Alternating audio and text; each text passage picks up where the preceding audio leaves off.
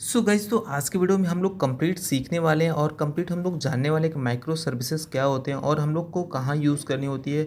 हम लोग अपने प्रोजेक्ट में कहाँ पे इसको बिल्ड कर सकते हैं और कहाँ पे हमें नीड पड़ती है एक्चुअली। तो सबसे पहले जान लेते हैं माइक्रो सर्विसेज होता क्या है। और जब मोनोलिथिक सिस्टम ठीक चल रहा होता है, मतलब सब कुछ हमारे प्रोजेक्ट में अच्छा चल रहा होता है, तो हमें बदलने की क्यों ज़रूरत पड़ती है, मतलब हम लोग माइक्रो सर्विसेज में शिफ्ट क्यों होना चाह रहे हैं। तो आइए इसको सिंपल लैंग्वेज में समझते हैं।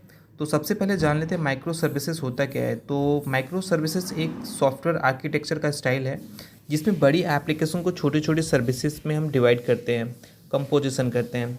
हर सर्विसेज इंडिपेंडेंट होती है, मतलब अपना काम अलग अलग हैंडल करती है। एक एग्जांपल के तौर पे समझते हैं। हमारा एक एप्लीकेशन है सपोज, जिसमें हम यूज़ कर रहे होते हैं user login, profile management, payments, notification.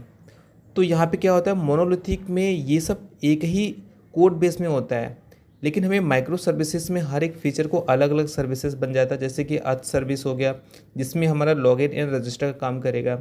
User services होगा जिसमें प्रोफाइल बनाएं और अपडेट करेंगे। पेमेंट, सपोज हमारे एप्लीकेशन में पेमेंट कोई सर्विसेज लगी हुई तो उसमें ट्रांजेक्शन को हैंडल करने के लिए उसकी अलग सर्विसेज बनेगी।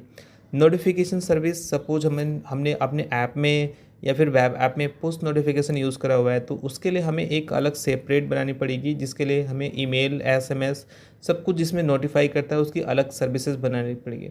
मतलब कि मोनोलिथिक में क्या होगा, सिंगल कोड बेस में काम करते हैं। सिंगल कोड बेस में हम लोग बैकएंड लिखते हैं जिसमें प्रॉपर काम करता है। छोटी एप्लीकेशन एक लिमिटेड एप्लीकेशन के लिए।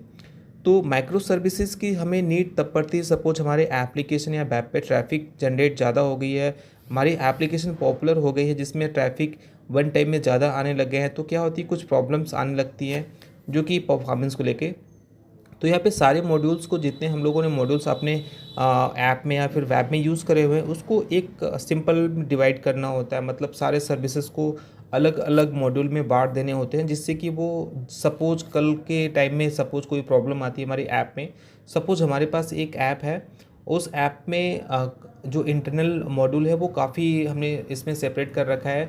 और स्टार्टिंग में हमने लॉगिन जो पैनल है, लॉगिन पैनल पे इशू आ रही है। तो मोनोलिथिक में क्या होता है कि मोनोलिथिक में अगर लॉगिन में इशू आ रही है तो हमारी पूरी ऐप में इम्पैक्ट करेगा, पूरी ऐप क्रैश होने के चांसेस ज़्यादा रहते हैं। तो माइक्रो सर्विसेज में क्या होता है कि आपकी यहाँ प्रॉब्लम रिजॉल्व हो जाती है। सपोज हमारी लॉगिन वाले प्रॉब्लम में, लॉगिन वाले पैनल में इशू आ रहे हैं, तो सिर्फ लॉगिन वाले पैनल को ही हम चेंज करेंगे, लॉगिन वाले पैनल पे ही हम काम करेंगे। और जो अदर फीचर है, जो अदर मॉड्यूल्स है, वो हमारे अच्छे से चल रहे होते हैं। तो एक तो यहाँ पे आपको बेनिफिट है। जब मोनोलिथिक काम कर रहा है तो माइक्रो सर्विसेज क्यों यूज़ कर रहे हैं। तो सही बात है, यहाँ पे अगर हम मोनोलिथिक सही से काम कर रहा है तो तुरंत बदलने की कोई ज़रूरत नहीं पड़ती है। लेकिन जैसे जैसे ऐप बड़ा होता है कुछ दिक्कत आने लगती है। मोनोलिथिक की प्रॉब्लम मैं आपको समझा देता हूँ पहले। स्केलेबिलिटी मुश्किल होती है। अगर एक फीचर जैसे लॉगिन पे लोड ज़्यादा है तो पूरा ऐप स्केल करना पड़ता है। माइक्रो सर्विसेज में सिर्फ अर्थ सर्विस को ही स्केल कर सकते हो, जिससे आपकी तो आपने प्रॉब्लम रिजॉल्व हो जाएगी। डिप्लॉयमेंट स्लो होता है। छोटी चेंज के लिए आप पूरे ऐप को दोबारा डिप्लॉय करना पड़ता है। जबकि माइक्रो सर्विसेज में सिर्फ जिस सर्विस को चेंज किए हो आप उसको सेपरेटली डिप्लॉय कर सकते हो। कोड कॉम्प्लेक्स हो जाता है। जैसे जैसे हमारे फीचर्स बदलते हैं हमारी ऐप बड़ी होती है। कोड बेस्ड कॉस्ट जो कि मैनेज करना थोड़ा मुश्किल होता है। बट यही माइक्रो सर्विसेज में ये इजी टू वे हो जाता है, जहाँ पे हम लोग अलग अलग मॉड्यूल को हैंडल करते हैं अलग अलग टीम के साथ में। जिससे कि सपोज हमारे पास 10 की टीम है, तो 10 सॉफ्टवेयर डेवलपर हैं, तो हम सबको अलग अलग सेपरेट करके उस मॉड्यूल को डिवाइड करके दे देते हैं, जिससे कि वो अपना अलग अलग मॉड्यूल पे काम करते हैं। हम उसको एक जगह ज्वाइन कर देते हैं, मर्ज कर देते हैं। Technology lock-in. मोनोलिथ में सब एक ही लैंग्वेज फ्रेमवर्क में होता है, जबकि माइक्रो सर्विसेज में हर सर्विसेज अपनी अपनी सूटेबल टेक स्टैक की यूज़ कर सकते हैं। टीम कोलैबोरेशन, जो कि हम अलग अलग टीम में काम कर सकते हैं। कब माइक्रो सर्विसेज को यूज़ करना चाहिए।